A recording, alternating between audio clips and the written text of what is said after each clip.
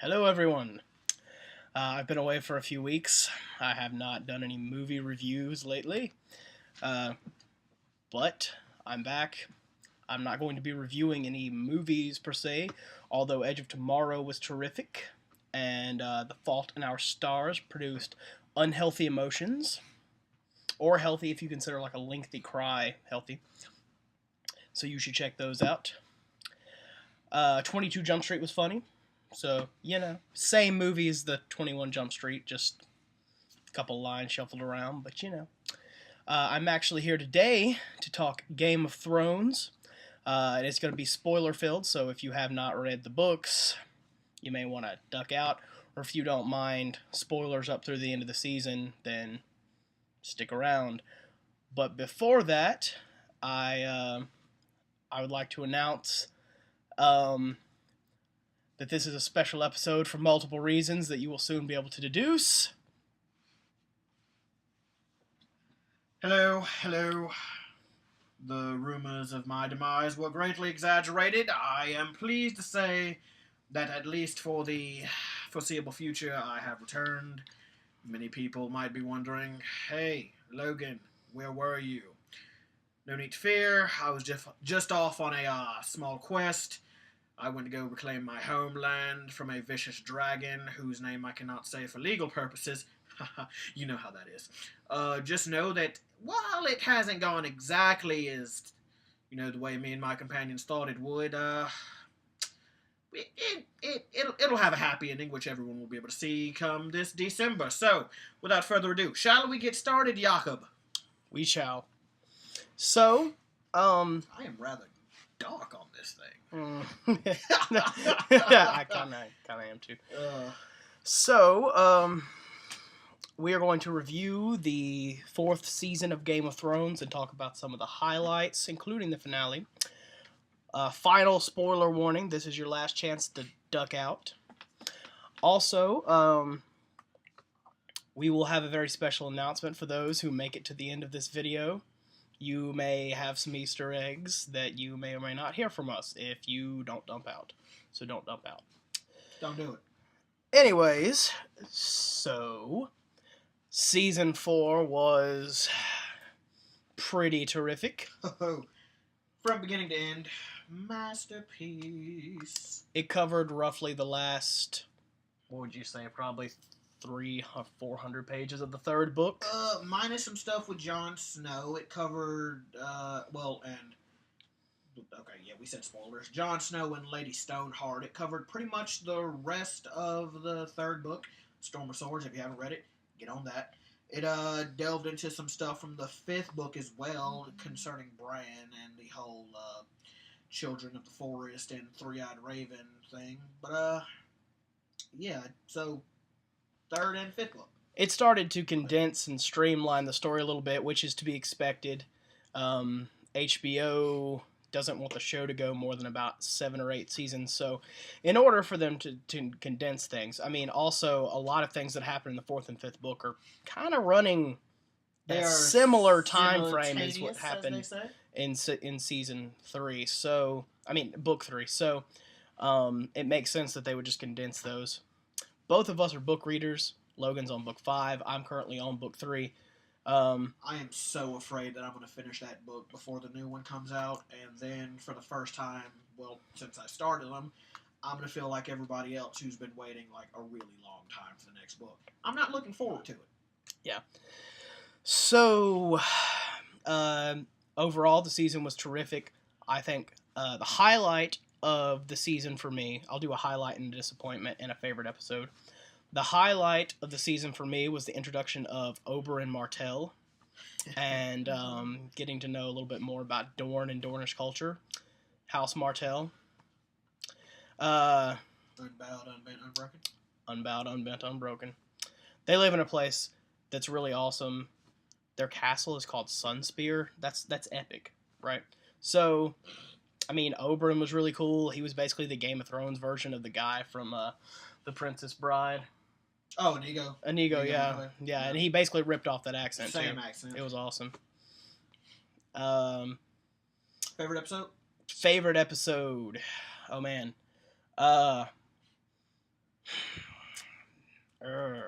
This is one that like every episode was kind of like a an episode 9 moment Yeah. where like every episode was really good. I think my favorite episode was probably Tyrion's trial, the laws of gods and men. Let's be honest, Dink. That was the Good one that Dink.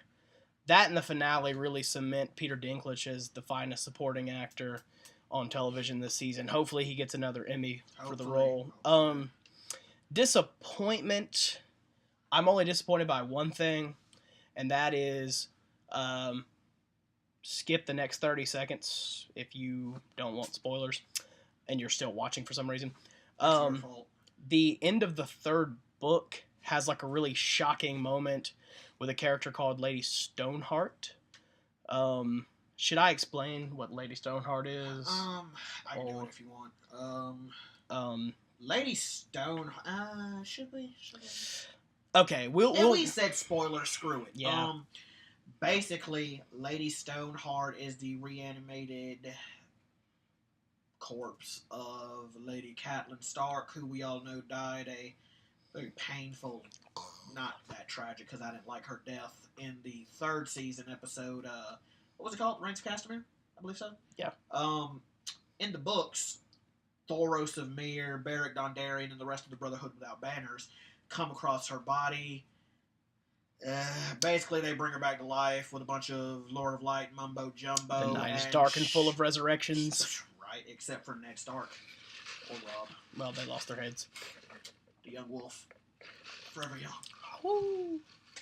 No. She comes back to life. She begins to hunt down Lannisters, Freys, Boltons. It's open season on shadiness. Anybody that had anything to do with the Red Wedding.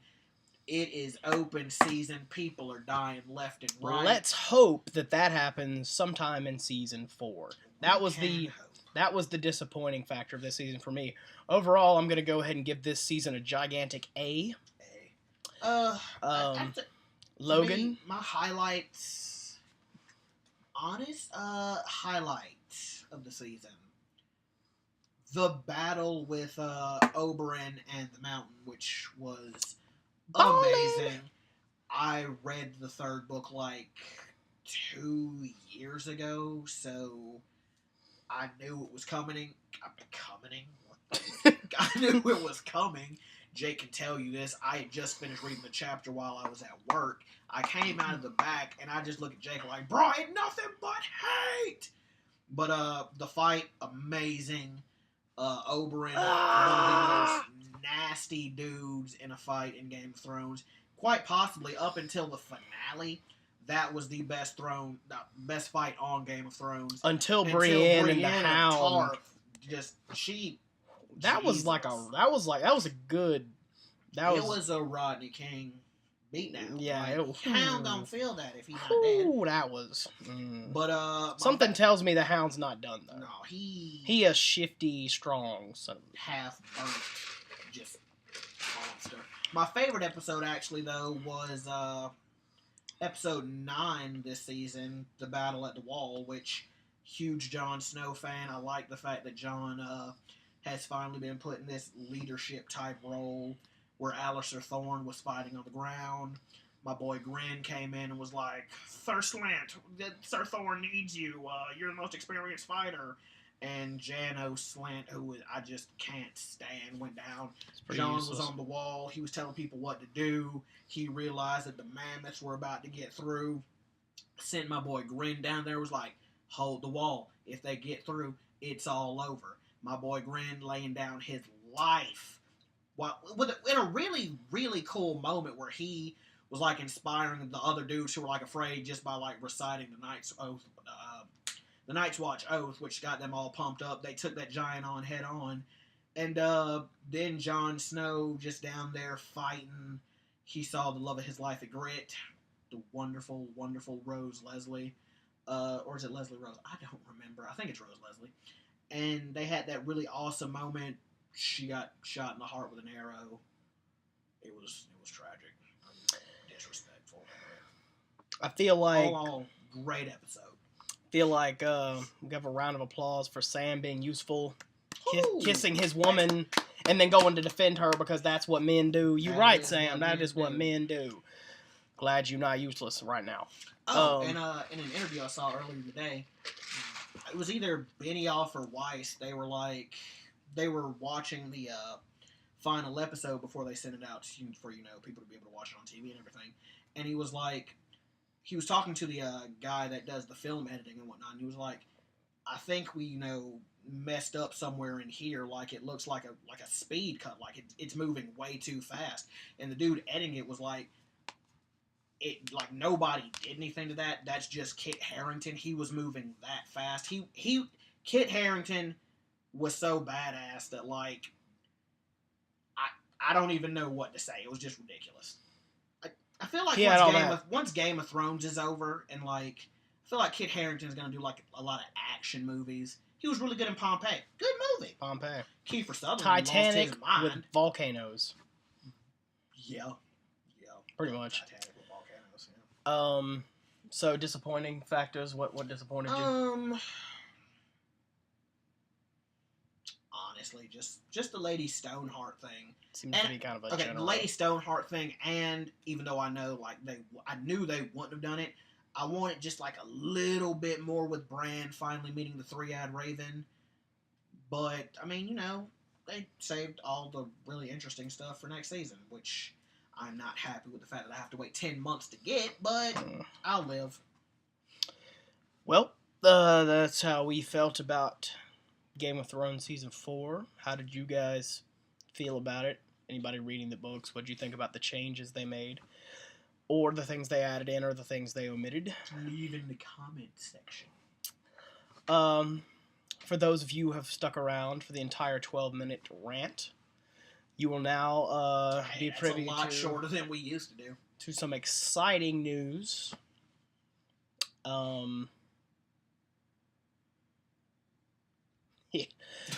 So, Logan and I have decided that we are going to be recreating our favorite moments from the first 4 seasons of Game of Thrones. Indeed. To reenact with some of our friends and put online.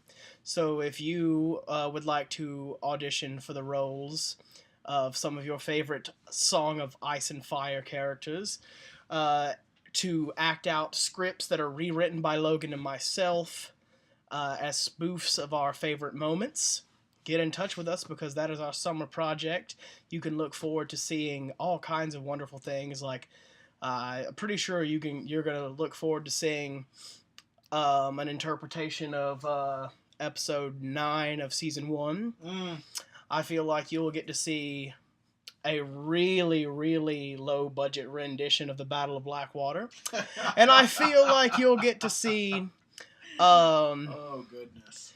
A version of everyone's favorite wedding from season 3. Also, now that we have a whole new season to sort of wrap our favorite moments around, wouldn't you just love to see that battle between the Mountain and the Viper? Was that your spear? That was my spear. Anyways, I